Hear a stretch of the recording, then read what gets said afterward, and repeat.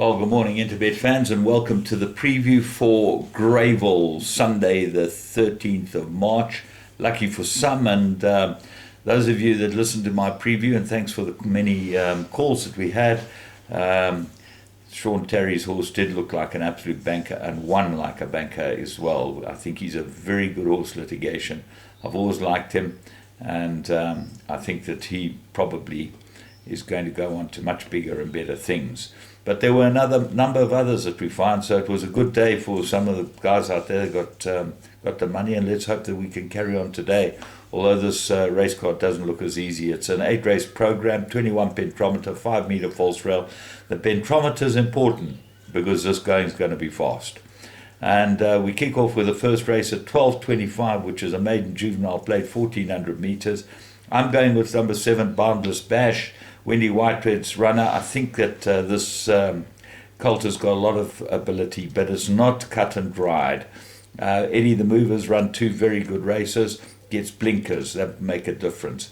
Now the visitors, Paul Peter has 2 runners in the race, and very interesting is Mescal is ridden by Warren Kennedy, and should be suited to the distance and that, but Muzieni's ride, quite interesting comment. They think he'll run well. So have a very close look at I Am Regal in the canter down. And before you take your bipods, have a look at what they look like in the canter to the post.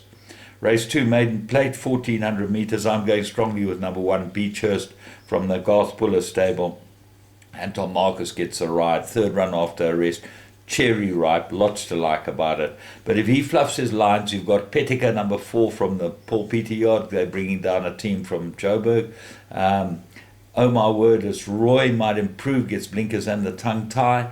Red Soul, run 5th, second his last 5 starts, but he is 2nd run after arrest. Lake Como's got some sort of chance. And Spymaster, Peter Muscat's runner, drawn a 12 out of 12. Donovan Dillon takes a ride, and it's quite interesting to see him pick up the ride on that one. So him and Cuppa Magic, who's also had 1 run, both come into it. Race 3. This is a maiden plate, fillies and mares. We go 1,200 meters. Interesting stable here is Wendy Whitehead stable. Mia Sophia number 2's got all the form. Sherman Brown rides it, but Donovan Dillon jumped off that one to ride Meltart, which is now scratched. But the others, Wendy Whitehead runner gets Warren Kennedy, and the commenters should run well. That's a Silvano filly, expected to go very well here. So what else is there? There's Austin. I think Austin will run well, and of the horses that have raced, Austin looks like with a 4-kilogram claim. But interesting, Dennis Dreyer, 34 days without a winner. I don't think that's ever happened to Dennis Dreyer.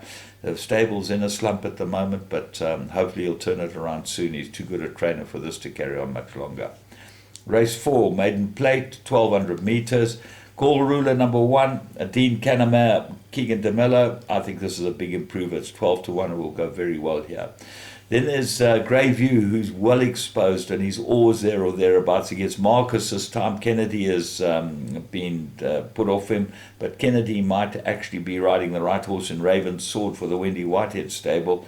This horse, number 13, was backed first time out. Put it into all your play. Now, there are another number of others that have had 1 run or small profile. That's American Dream, not a bad first run. Another Day in Africa, not a bad first run. And High Legislation might actually be the dark horse here. Rachel Venica rides it off a good draw. I think it will go well. Race 5, maiden plate, 2,100 meters with a scratching of Medita's Cuppa, who ran an absolute good thing last time. And how it got beaten, no one knows, but it did, and it's now not running today. Triton might be the right horse. Gets a blinkers, that might make a difference. Coral Copy and Color Master both got chances, but Viceroy is a front runner, and front runners I think will hold up today, so I think like the look of Viceroy as well. Race 6, 90 handicap fillies and mares, 1,000 meters.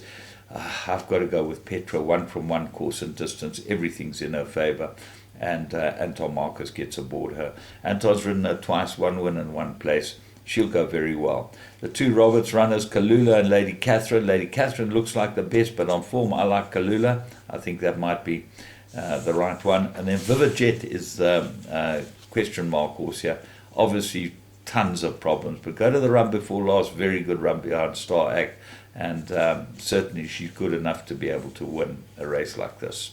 Race 7, Pinnacle, 1200 meters, 3-cornered contest. 11 Mount Pleasant's my top choice. He's 7-1, 1 from 1 course and distance. He's got class, this horse, and I think he'll go well here, but not going to be that easy. 5, Pearl of Asia, course and distance, 5-1.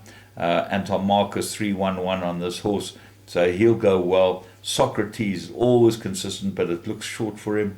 Tempting Fate gets the blinkers, number 1. Love Bomb is an underperformer. She's much better than that. And then Bold Ransom, be very careful of this horse. He goes at 1200 and he will go well here. He's got a big chance. Race 8, merit rated 82. They go 1600 meters, 2-corner contest. Winter Waves, I think, might defy the penalties that he's picked up. He's only a 70, this horse, and he's a 4-year-old. He's won 3 and 7 places and 18 starts. He's only found himself. There's a perfect race for him. He'll go very close again, Winter Waves. Al's My Daddy, the front runner, is the horse he's got to beat. Number of others come into it. Karapi, Love the View, Casemiro, but I'm going with only the 2. So from me, James Goodman, until tomorrow, where we're back on the poly track. Have a great day's racing, and I'll be with you then.